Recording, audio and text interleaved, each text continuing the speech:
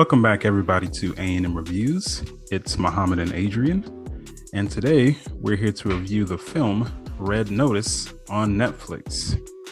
But essentially, this film is about, in the world of international crime, an Interpol agent attempts to hunt down and capture the world's most wanted art thief. So, what did you get from the original Netflix film, The Red Notice? I thought it was good. The longer I watched it, the worse I thought it was. But I like the story.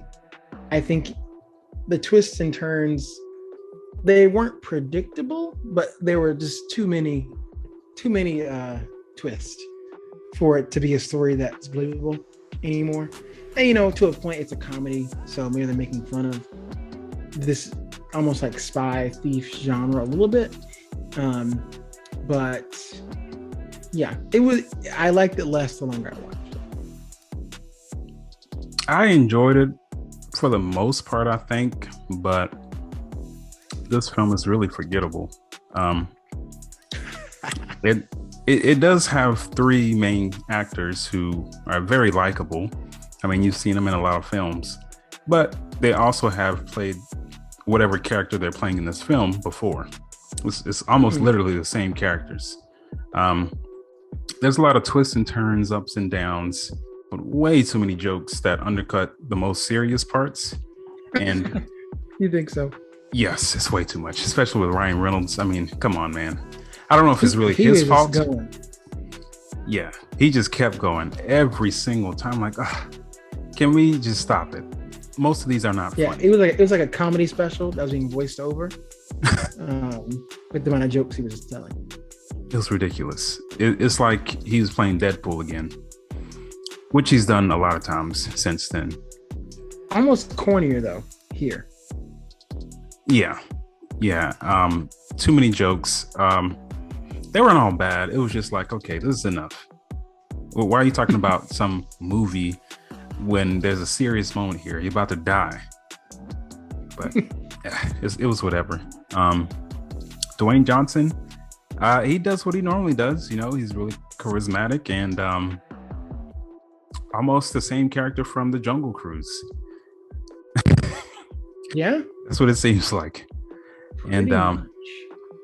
Gal Gadot, I mean, it's almost another version of Wonder Woman, except just trying to be more of a con artist. But yeah, I mean, I think you've seen this movie before, just in a lot of other movies. Nothing too original. No, it's kind of like a heist, comedy, adventure, and whatever else you want to think of kind of film. Buddy cop, but they're not cops. One of them kind of is a cop. Yeah. There's even a mix of other movies, like I think Indiana Jones, whatever spy thriller heist movie you want to think of, and some action mixed in. I mean, it's all different types of films mixed into this one. It's almost like this is what blockbusters used to be, and all wrapped into one film. That's what this is. It's a big summer blockbuster popcorn film that'll get you laughing if you're into these jokes, with a lot of action and adventure. Yeah, and I see that it was the most watched Netflix film ever in history for a little bit. Very expensive, $200 million estimated, I believe, is how much it costs to make.